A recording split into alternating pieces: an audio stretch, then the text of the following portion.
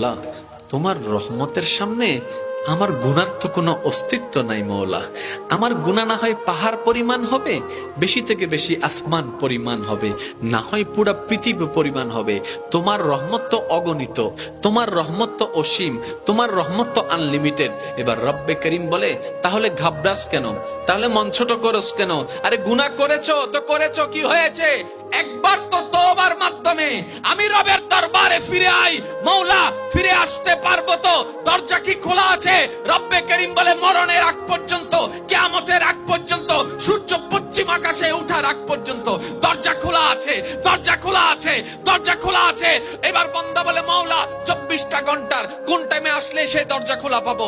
রব্বে করিম বলে, আরে ব্যাংকের দরজা খোলা থাকে নির্দিষ্ট সময়ে, অফিস আদালতের দরজা খোলা থাকে নির্দিষ্ট সময়ে, এমনকি ঘরের দরজাও খোলা থাকে নির্দিষ্ট সময়ে, এর বাইরে যায় না। কিন্তু তোর